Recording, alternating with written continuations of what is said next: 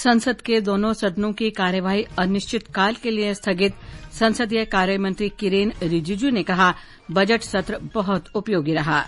राष्ट्रपति द्रौपदी मुर्मू न्यूजीलैंड की 2 दिन की यात्रा समाप्त होने के बाद तिमोर लेस्ते की यात्रा पर रवाना।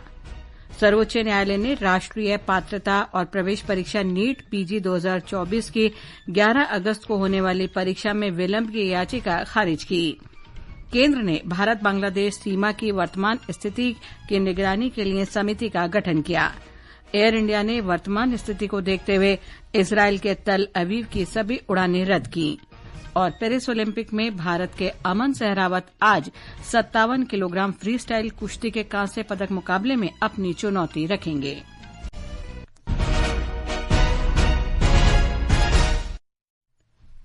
समाचार संध्या के साथ मैं लवलीन निगम।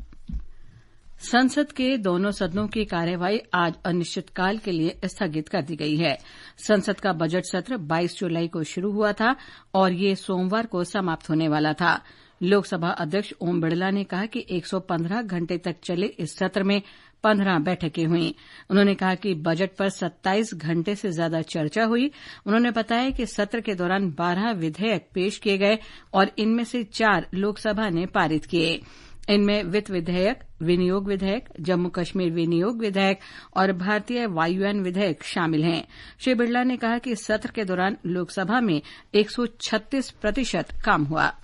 लोकसभा के सत्र की कार्य उत्पादकता 136% रही। माननीय सदस्यगण, मैं सभा की कार्रवाई को पूरा करने में सभापति तालिका में शामिल अपने माननीय साथियों, उनके योगदान के लिए आभार व्यक्त करता हूं। मैं माननीय प्रधानमंत्री जी, संसदीय कार्य मंत्री जी, नेता प्रतिपक्ष, विभिन्न दलों के नेताओं और माननीय सदस्यों के प्रति भी उनके सहयोग के लिए अत्यंत आभारी हूं। राज्यसभा के सभापति जगदीप धनखड़ ने कहा कि सदन में बजट पर करीब 22 घंटे चर्चा हुई। उन्होंने कहा कि सत्र के दौरान सदन 90 घंटे तक चला। उन्होंने कहा कि अगला सत्र सदन के प्रत्येक सदस्य और पूरे देश के लिए फायदेमंद होगा। There was insightful discussion on the Union Budget 2024-25 that lasted for 21 hours and 48 minutes. There was effective participatory discussion as regards 3 important ministries: the Ministry of Agriculture and Farmers Welfare, Ministry of Housing and Urban Affairs, and Ministry of New and Renewable Energy. संसदीय कार्य मंत्री किरेन रिजिजू ने कहा है कि संसद का budget सत्र काफी सार्थक रहा। नई दिल्ली में श्री रिजिजू ने कहा कि पूरे सत्र के दौरान लोकसभा और राज्यसभा दोनों में सुचारू कामकाज हुआ। श्री रिजिजू ने बताया कि इस सत्र का एक भी दिन बर्बाद नहीं हुआ और दोनों सदन सुचारू रूप से चले। इस दौरान संसद ने बजटीय प्रक्रिया पूरी की और कई विधेयक भी पारित किए। बहुत सालों के बाद बजट सेशन, पूरा पार्लियामेंट सेशन एक दिन भी वॉश आउट नहीं किया और बहुत अच्छी तरह से दोनों हाउस का इस बार बिजनेस ट्रांजैक्शन प्लस मेंबर्स का पार्टिसिपेशन देखने को मिला है। अनुसूचित जाति और अनुसूचित जनजाति समुदायों के भाजपा सांसदों ने आज संसद भवन में प्रधानमंत्री नरेंद्र मोदी से मुलाकात की। इन सांसदों ने संयुक्त रूप से अनुसूचित जाति और अनुसूचित जनजाति के लिए आरक्षण में क्रीमी लेयर व्यवस्था पर सर्वोच्च न्यायालय के सुझावों के संबंध में ज्ञापन सौंपा। बैठक के बाद भाजपा सांसद भोला सिंह ने कहा कि उनकी मांग है कि इस फैसले को लागू नहीं किया जाना चाहिए। उन्होंने कहा कि प्रधानमंत्री ने आश्वासन दिया है कि यह सिर्फ शीर्ष न्यायालय का सुझाव है। विदेश मंत्री सुब्रमण्यम जयशंकर ने कहा है कि रूस की सेना में अब तक 91 भारतीय नागरिकों को भर्ती करने की सूचना मिली है। लोकसभा में प्रश्नकाल के दौरान पूरक प्रश्न के उत्तर में डॉ जयशंकर ने कहा कि इनमें से 14 लोगों को छुट्टी दे दी गई है और दुर्भाग्यवश 8 लोगों की मृत्यु हो गई है।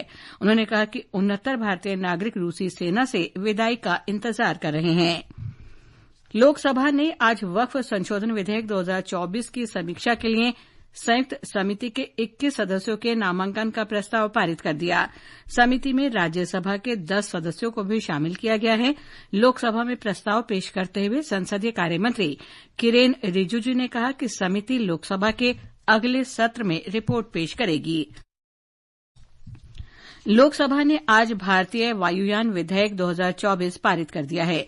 ये विधेयक केंद्र सरकार को किसी भी विमान या विमान की श्रेणी के डिजाइन, निर्माण, रखरखाव, उपयोग, संचालन, बिक्री, निर्यात और आयात को विनियमित करने तथा सुरक्षित रहने के लिए नियम बनाने का अधिकार देता है।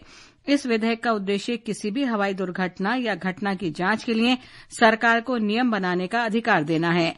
विधेयक पर चर्चा का जवाब देते हुए नागर विमानन मंत्री किंजरापू राममोहन नायडू ने कहा कि नरेंद्र मोदी सरकार के अंतर्गत पिछले 10 वर्ष में इस क्षेत्र में अकल्पनीय वृद्धि देखी गई।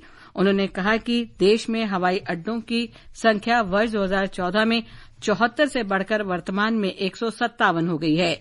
ये वृद्धि दोगुने से भी अधिक है। भारत वर्तमान में दुनिया की तीसरी सबसे बड़ी विमानन अर्थव्यवस्था है।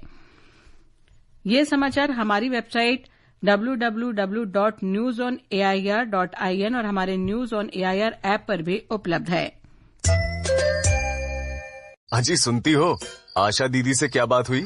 उन्होंने मुन्नी को दस्त से बचाने का उपाय बताया। क्या बताया? 6 महीने तक उसे सिर्फ माँ का दूध पिलाना है। 6 महीने बाद उम्र के अनुसार संपूर्ण पौष्टिक आहार खिलाना है। 5 साल तक हर 6 महीने में विटामिन ए पिलाना और याद से रोटा वायरस और खसरा का टीका सही समय पर लगवाना है। बहुत बढ़िया। दस्त के विरुद्ध हम है तैयार, क्योंकि साथ है रक्षा, रोकथाम और उपचार। अधिक जानकारी के लिए आशा दीदी से संपर्क करें। स्वास्थ्य एवं परिवार कल्याण मंत्रालय द्वारा जनहित में जारी।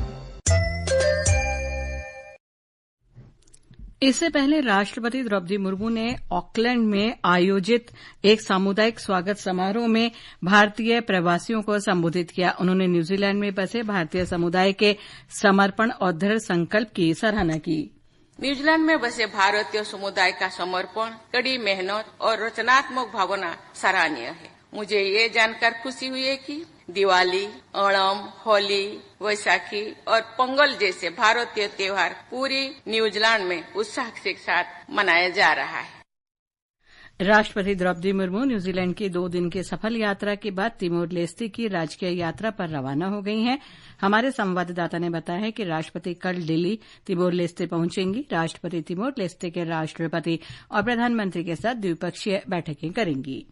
राष्ट्रपति द्रौपदी मुर्मू कल तिमोर लेस्ते के राष्ट्रपति होजे रामोस होर्ता के निमंत्रण पर तिमोर लेस्ते की राजकीय यात्रा पर आएंगी। 2004 में औपचारिक राजनयिक संबंध स्थापित होने के बाद ये भारत की ओर से तिमोर लेस्ते की पहली राष्ट्रीय अध्यक्ष स्तरीय यात्रा है। यात्रा के दौरान आईटी, डिजिटलीकरण, स्वास्थ्य सेवा, कृषि और क्षमता निर्माण जैसे क्षेत्रों में द्विपक्षीय सहयोग पर चर्चा की जाएगी। ये यात्रा राष्ट्रपति होजे रामोस होर्ता द्वारा इस वर्ष जनवरी में वाइब्रेंट गुजरात शिखर सम्मेलन में भाग लेने के 7 महीने बाद हो रही है। शीसाई की रिपोर्ट के साथ समाचार कक्ष से अमन यादव।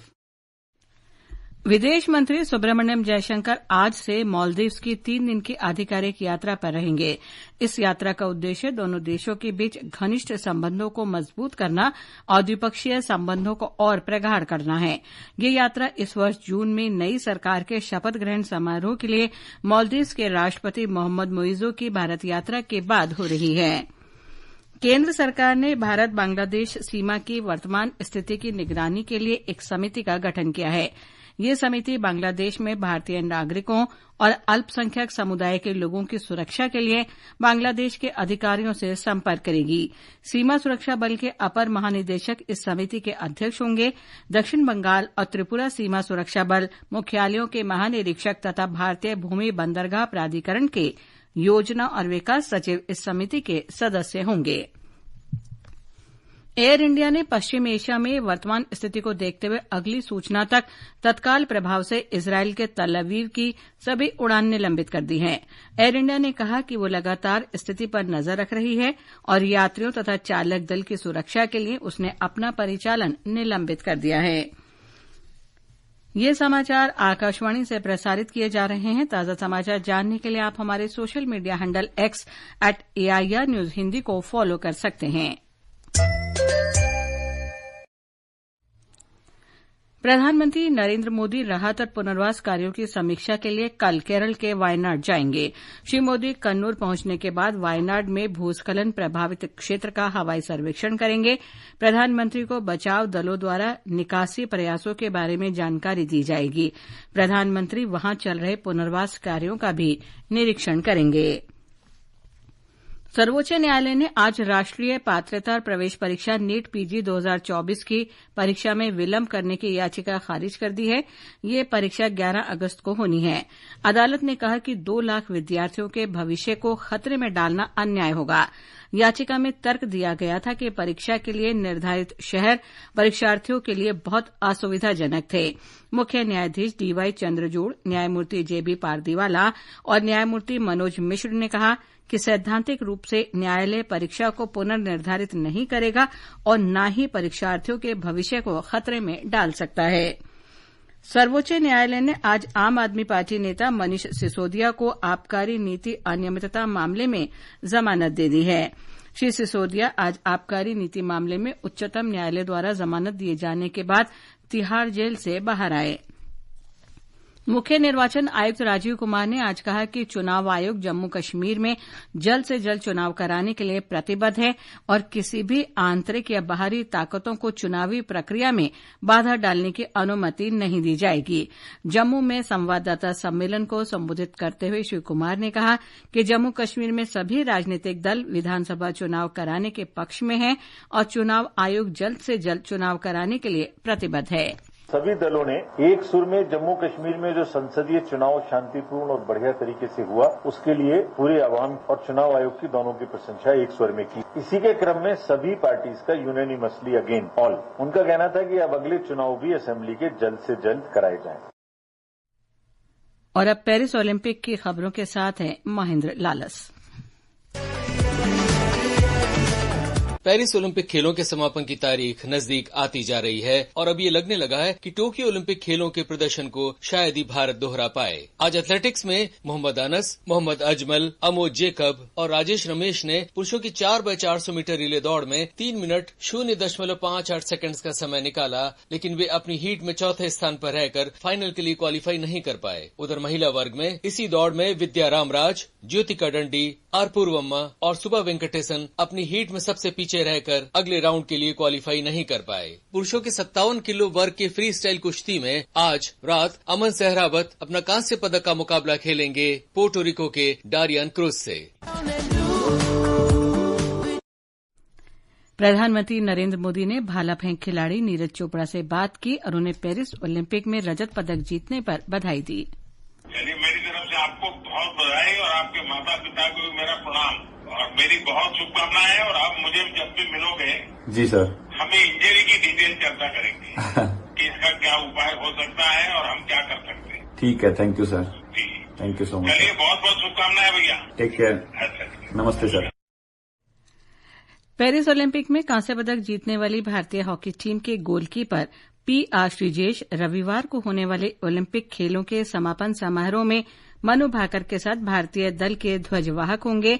भारतीय ओलंपिक संघ ने आज इसकी पुष्टि की। मध्य प्रदेश सरकार ने पेरिस ओलंपिक में कांस्य पदक विजेता भारतीय पुरुष हॉकी टीम के सदस्य विवेक सागर प्रसाद को 1 करोड़ रुपए का पुरस्कार देने की घोषणा की है। अंत में मुख्य समाचार एक बार फिर। संसद के दोनों सदनों की कार्यवाही अनिश्चितकाल के लिए स्थगित। संसदीय कार्य मंत्री किरेन रिजिजू ने कहा, बजट सत्र बहुत उपयोगी रहा। राष्ट्रपति द्रौपदी मुर्मू न्यूजीलैंड की 2 दिन की यात्रा समाप्त होने के बाद तिमोर लेस्ते की यात्रा पर रवाना।